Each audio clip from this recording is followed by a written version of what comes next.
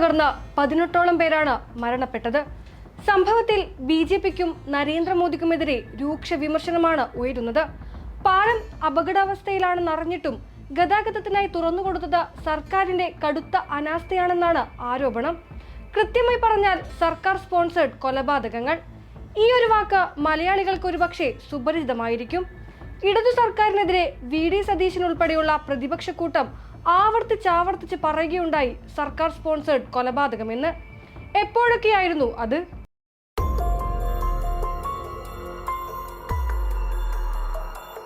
അപകടമല്ലത്, സർക്കാർ സ്പോൺസേഡ് കൊലപാതകമാണിത്. അപകടമെന്ന് നിങ്ങൾ സിംപ്ലിഫൈ ചെയ്യരുത്. ഇത് സർക്കാർ സ്പോൺസേഡ് കൊലപാതകമാണ്. ഈ കൊലപാതകത്തിനെതിരെ ഞങ്ങൾ പ്രതിഷേധിക്കുന്നത്. ഈ വാക്ക് ആദ്യം കേട്ടത് കോൺഗ്രസ് നേതാവ് ജ്യോതികുമാർ ചാമക്കാലയിൽ നിന്നായിരുന്നു. വഴിക്കടവിൽ പന്നിക്കിണിയിൽ നിന്നും ഷോക്കേറ്റ് അനന്തു എന്ന 15 വയസ്സുകാരൻ മരണമടഞ്ഞപ്പോഴായിരുന്നു അത്.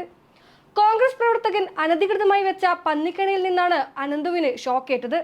എന്നാൽ മരണത്തെ കൊത്തിവലിച്ച വോട്ടാക്കാനുള്ള വ്യഗ്രതയിൽ തെരുവിലേക്കിറങ്ങിയ UDF ആ ദാരുണ മരണത്തെ സർക്കാർ സ്പോൺസേഡ് കൊലപാതകമാക്കി. സർക്കാർ സ്പോൺസേഡ് കൊലപാതകമാണിത്. പിന്നീട് കോട്ടയം മെഡിക്കൽ കോളേജിന്റെ ഉപേക്ഷിച്ച കെട്ടിടം തകർന്നു വീണ ബിന്ദു എന്ന സ്ത്രീ മരിച്ചപ്പോഴും ഇതേ വാക്ക് വീണ്ടും കേട്ടു. പക്ഷേ 18ഓളം പേരുടെ മരണത്തിനിടയാക്കിയ ഗുജറാത്തിലെ ഗംഭീര പാലം അപകടം സർക്കാർ സ്പോൺസേഡ് കൊലപാതകങ്ങളാണെന്ന് പറയാൻ ഈ നിമിഷം വരെ കോൺഗ്രസിന് കഴിഞ്ഞിട്ടില്ല. ഗുജറാത്ത് സർക്കാരിന്റെ കൃത്യമായ അനാസ്ഥ ഒന്നൊന്നായി പുറത്തു വരുമ്പോഴും അവർക്കത് സർക്കാർ സ്പോൺസേഡ് കൊലപാതകമല്ല. ഗുജറാത്ത് സർക്കാരിനെതിരെ ഒരു വരി പ്രതിഷേധക്കുറിപ്പ് എഴുതാൻ പോലും അവരുടെ പേനയിൽ മഷിയില്ല. അഴിമതി ആരോപണങ്ങളില്ല, പ്രതിഷേധ പ്രകടനങ്ങളില്ല, മുഖ്യമന്ത്രിയുടെ രാജിയും വേണ്ട. ഇതാണ് കോൺഗ്രസിന്റെ സംഘപരിവാർ വിധേയത്വം. BJPക്കെതിരെ RSSനെതിരെ ചെറുവിരൽ പോലും അനക്കാൻ രാജ്യം കണ്ട ഏറ്റവും വലുതും പാരമ്പര്യത്തിന്റെ മേനയിൽ അഭിരമിക്കുന്ന കോൺഗ്രസ് പാർട്ടിക്കോ അതിന്റെ നേതാക്കൾക്കോ കഴിയുന്നില്ല. ഇവിടെ കേരളത്തിന്റെ വികസന പ്രവർത്തനങ്ങളെയും സർക്കാരിനെയും അപവാദ പ്രചാരണങ്ങളിലൂടെ ഇല്ലാതാക്കുക മാത്രമാണ് കോൺഗ്രസിന്റെ അജണ്ട. രാജ്യത്തിന്റെ മതനിരപേക്ഷതയെ തകർക്കാൻ സംഘപരിവാർ തയ്യാറാക്കുന്ന പദ്ധതികൾക്ക് മൗനാനുവാദം നൽകുകയാണ് അവർ. ഗുജറാത്തിലെ പാലത്തിന്റെ തകർച്ച ഗൗരവമായി തന്നെ എടുക്കേണ്ടതുണ്ട്. കേന്ദ്ര സർക്കാർ അഭിമാനപൂർവ്വം എന്നും എടുത്തു പറയുന്ന ഗുജറാത്ത് മോഡലാണ് ഇപ്പോൾ ചോദ്യമുനയിൽ നിൽക്കുന്നത്.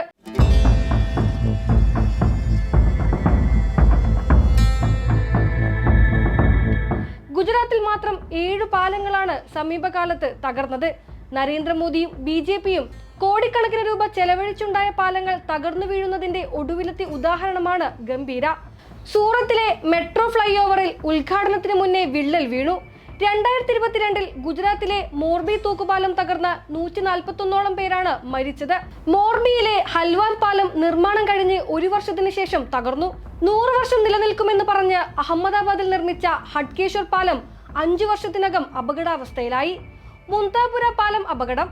കോടികൾ ചെലവഴിച്ച മെഹ്സാന ബൈപ്പാസിലെ ഖാരി നദിക്ക് കുറുകെ നിർമ്മിച്ച പാലം 6 വർഷത്തിനുള്ളിൽ തകർന്നത്.